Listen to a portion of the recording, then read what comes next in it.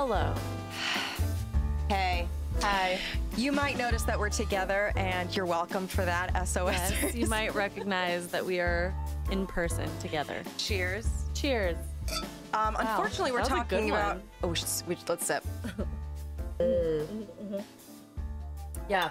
So, unfortunately, we're talking about serious things how this country today. is completely racist and whether or not our vice president admits it. Mm-hmm. You see the news today?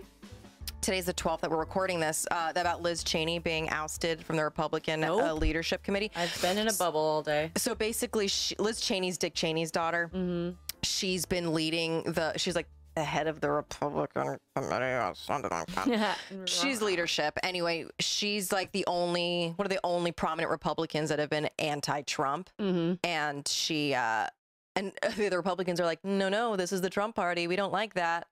So she's just like, well, fuck you. Like, the election wasn't rigged. Trump sucks. Like, and they're like, okay, well, we're going to vote you out. And they did today. So basically, like, people are thinking there's going to be a third party because they're like hardcore, like, McCain conservatives that Liz Cheney's a part of. Those are just, they're not aligning with the Trump party anymore. Yeah.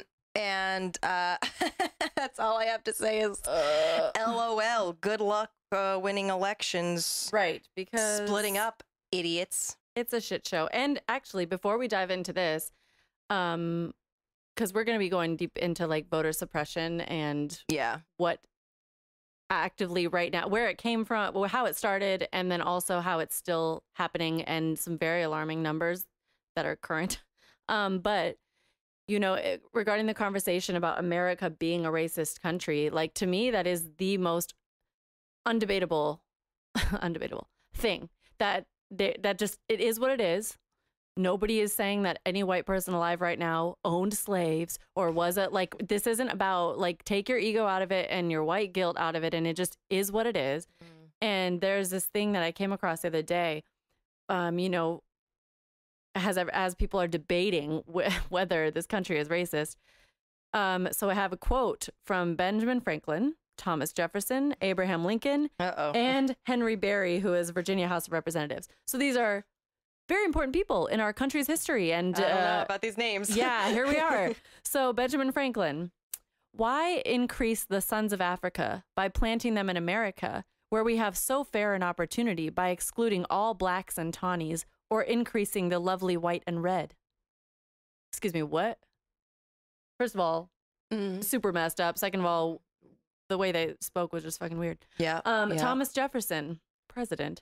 I advanced it, therefore, as a suspicion only, that the blacks, whether originally a distinct race or made distinct by time or circumstance, are inferior to the whites in the endowments of both body and mind.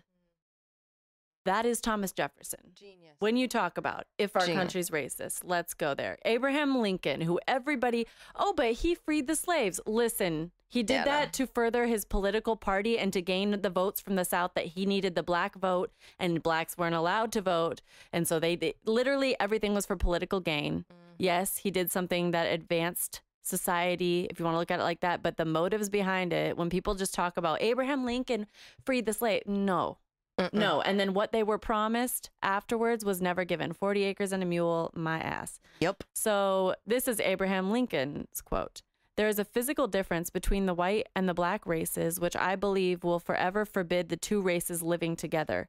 While they do remain together, there must be the position of superior and inferior. And I, as much as any man, am in favor of having the superior position assigned to the white race. Okay. Oh, same. Yeah. Yeah. I'll take that too. As much as any white man in power.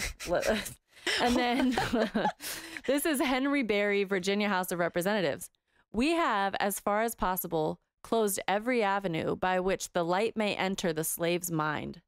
If we could extinguish the capacity to see the light, our work would be complete. They would then be on the level of the beast of the fields, and we then should be safe. Okay. Yeah.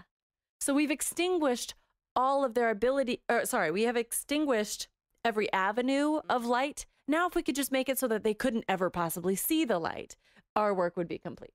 It's like the extent of which the hatred that runs in them in these words. It's like, And it's poetic and so fucking disgusting. So disgusting. You know? And to me, it's self-hatred at its deepest and at its core, because that's what hurts other people, and other people become the victims of someone else's self-hate, and it just is like, yeah, it's disgusting. And if anybody ever comes at me questioning, I will literally fight somebody, like physically fight someone over this. Like, I haven't in my life. I'm waiting for the day.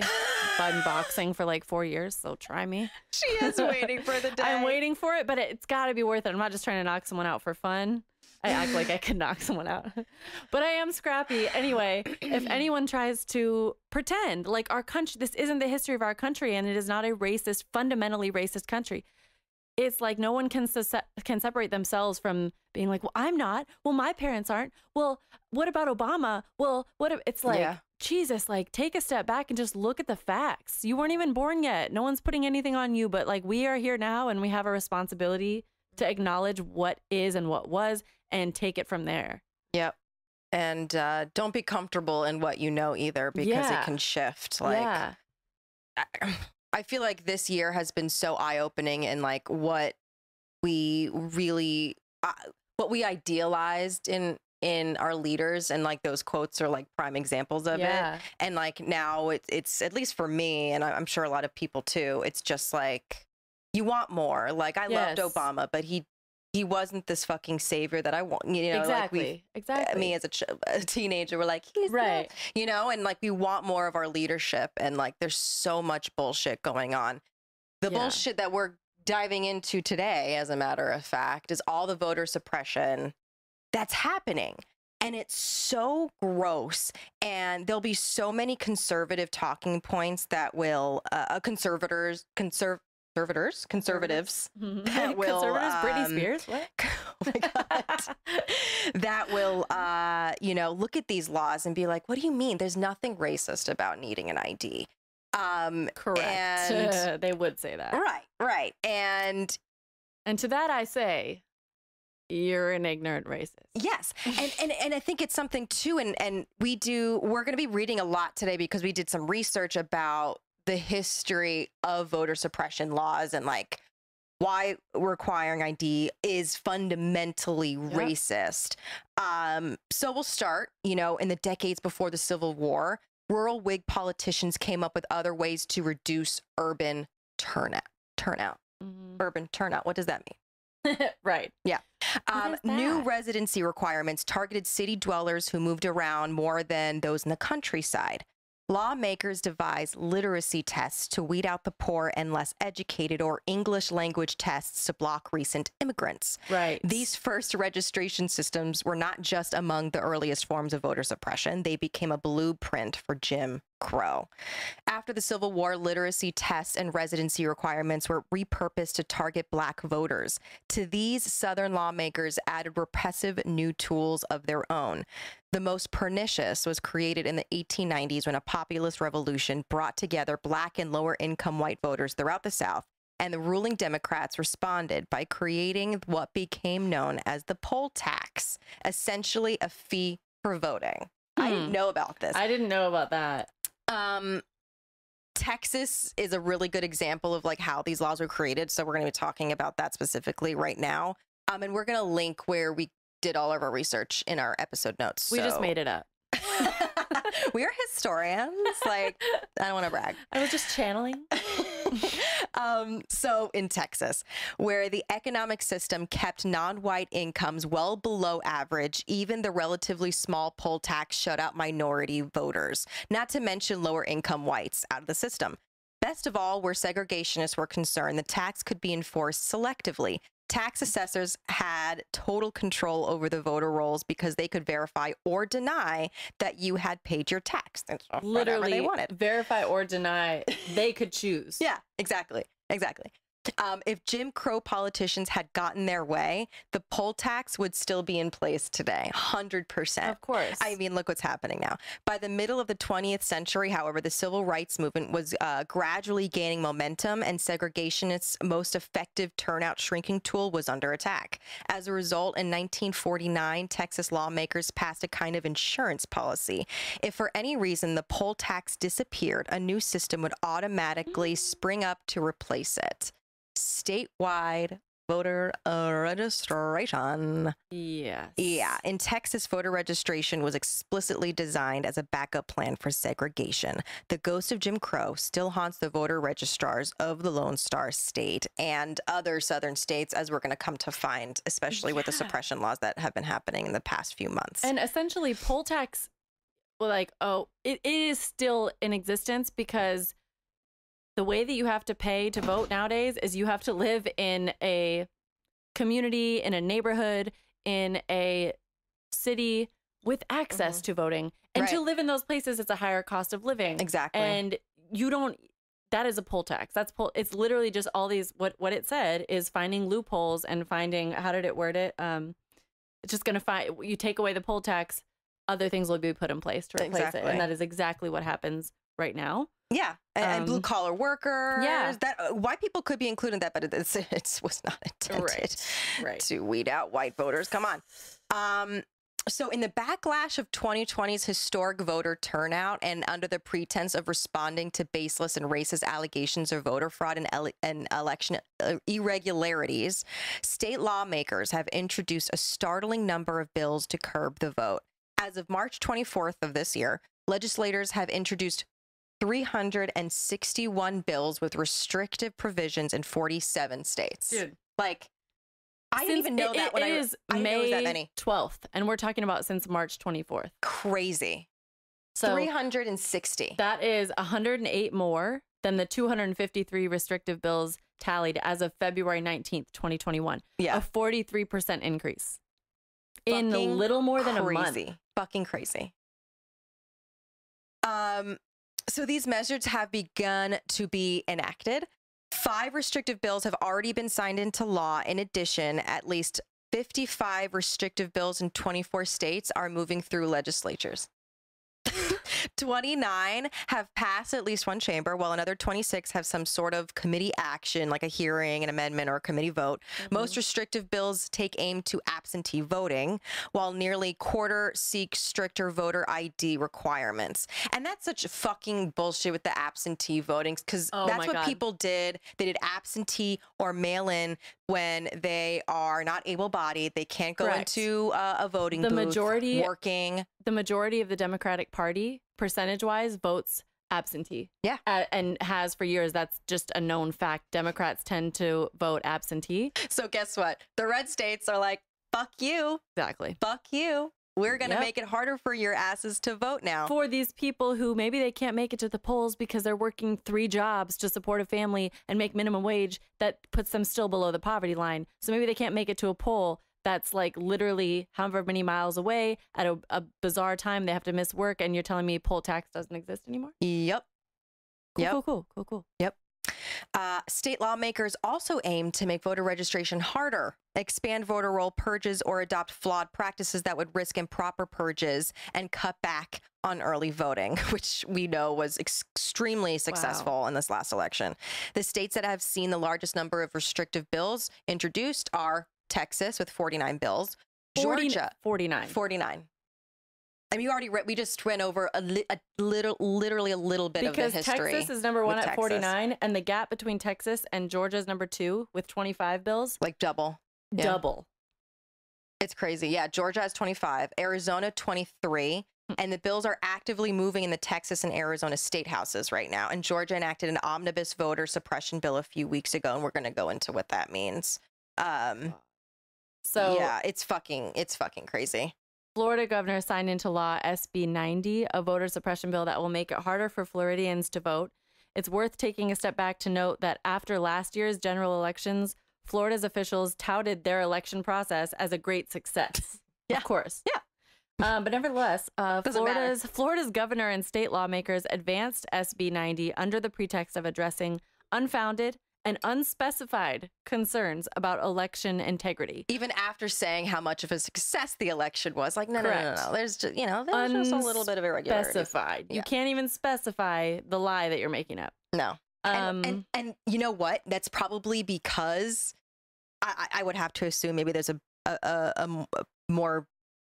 better reason why, but Rudy Giuliani's getting sued by Dominion. Dominion did all the voting booths.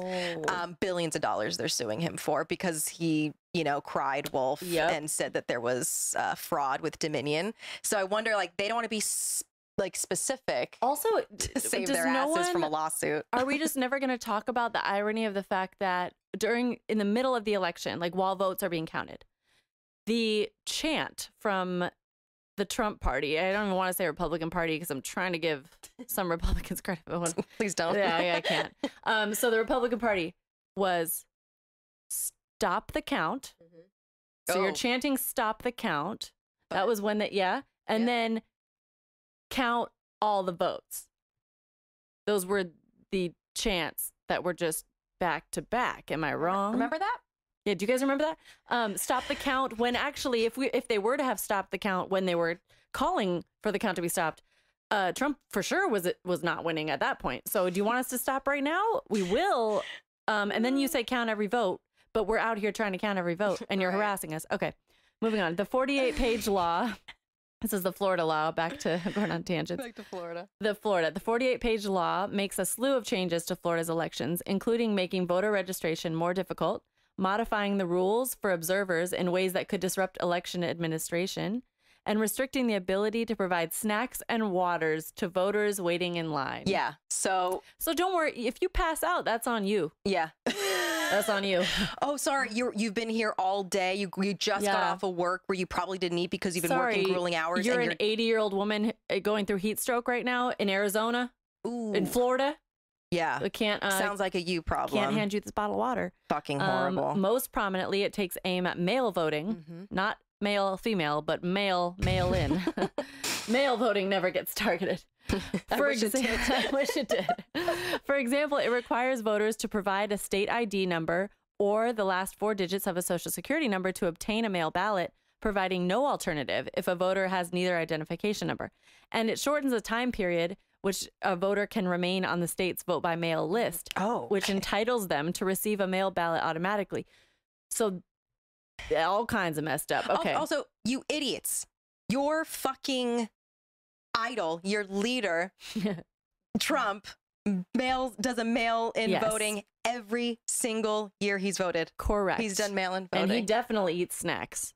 So he definitely drinks a lot of Diet Cokes and eats a lot of McDonald's. SB 90 also makes it harder for voters to access secure ballot drop boxes. It requires drop boxes to be located either at a permanent county voting office or at an early voting location, accessible only during early voting hours. Regardless of location, such boxes must be staffed by a county employee, which is likely to further restrict the hours of availability. Right. Local election officials will be subject to a $25,000 fine if they make drop boxes available beyond the strict limits imposed by the bill.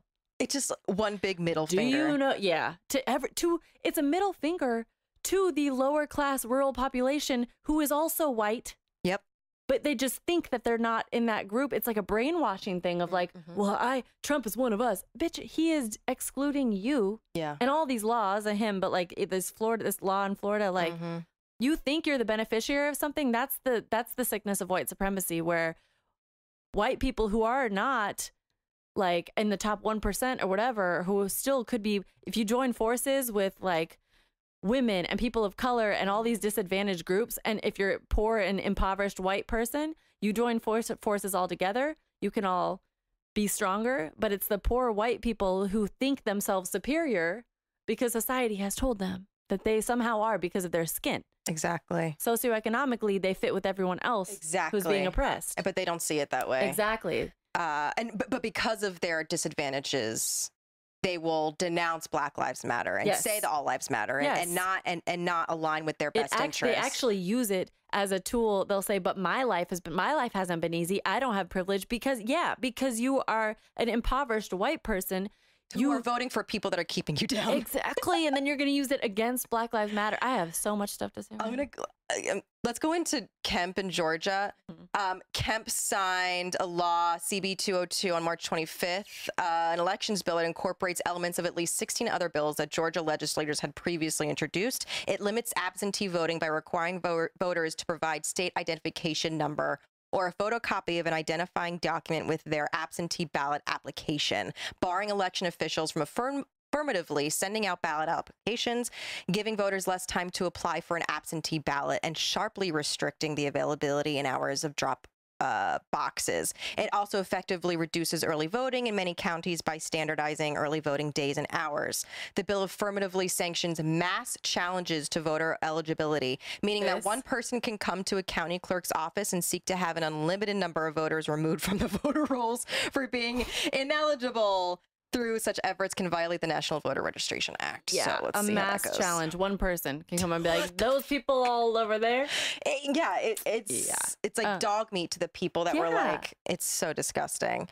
And then, Texas Senate passed a sweeping bill that bans extended voting hours, prohibits drive-through voting, which was something that was successful, closes polling places in minority neighborhoods, and allows partisan poll watchers to record voters who receive help filling out their ballots. Fuck you. Voter intimidation. Exactly. You're going to record somebody who's receiving help. Exactly. Okay.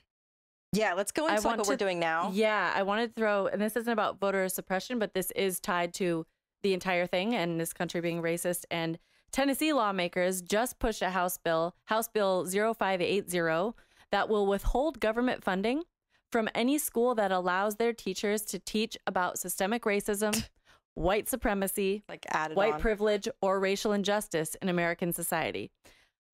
Withholding money from communities that are already underserved and underprivileged. So you are going to take funding from these schools if they allow their teachers to explain white supremacy and white privilege. I am literally, I don't even have the words for this. Yeah, it could be teaching everything that we're like talking about in this episode. They could be teaching in those classes along with a myriad of things, critic race theory, all of these important things that students need to know, students of color, white kids, whoever. But instead, we're setting them up for absolute fucking failure. And I took a little clip here because I looked up the bill and I was researching it because I was like, what the hell is this? It prohibits the following concepts to be taught. That one race or sex is, okay, well, this is good. It prohibits that one race or sex is inherently superior to another, but you cannot talk about how an individual's, you cannot make an individual on the oppressor's side feel bad for being. So it's basically saying, don't talk about it too much because white kids might feel bad that they're white. Oh, no. Yeah. And it says, an individual, let's see, where's the part I was trying to get to? You cannot promote a violent overthrow of the United States government. Okay, why do you think a elementary school teacher is going to do that? You cannot say that the United States is fundamentally racist or sexist. You cannot teach that. Yeah. And you cannot promote, oh my God, you literally cannot say that one group has privilege over another. I have it all right here, guys. Look it up. Yeah, we'll put it in some show notes. We'll link it. It's fucking crazy, everything that's happening. And there's some good things to come out of it. A lot of Black executives in corporate America, I mean, like, fuck capitalism, but at least they're doing something, are criticizing, denouncing the Georgia law. They're moving their businesses out of Georgia because of it. That's amazing. We got to expect the slap back. Yeah. Not only that, but like, we're shouting out fair fight today. Stacey Abrams, she's done so much in Georgia to bring out the vote. So we have to shout out fair fight. They promote fair elections in Georgia and around the country. They encourage voter participation in elections and educates voters about elections and their voting rights. They bring awareness to the public on election reform, advocates for election reform on all levels, and engages in other voter education programs and communications. Voter suppression of voters of color and young voters is a scourge our country faces in states across the nation. The recent elections and new laws shine a bright light on mismanagement, irregularities, unbelievably long lines, and more, exposing both recent and also decades-long actions and inactions by the state to thwart the right to vote. Georgians and Americans are fighting back. Fair Fight Action engages in voter mobilization and education activities and advocates for progressive issues. In addition, Fair Fight Action has mounted significant programs to combat voter suppression in Georgia and nationally. So to learn more and donate, please visit fairfight.com. Shout out Black Lives Matter. Black Lives Matter. Also, the book, The Hidden Rules of Race, I'm reading that right now, literally describes how every system put in place in this country is racist and why. And by the time you finish it, you cannot argue a single thing about that. Amen. Shout out BrennanCenter.org. Time. We're going to link the articles we got all this information from. We're on Patreon, guys. Shout out to Nigel Brooks, Steve Ginn. They're our patrons. We'll link our Patreon in our show notes. Follow us on IG at the SOS Pod. Yes. Subscribe to us on Spotify, Apple. Review us, rate us. It helps us reach more people. Please leave a review. Yes. And I'm Molly Cottrell. And I'm Melissa Rosano. And here's to turning meltdowns into magic.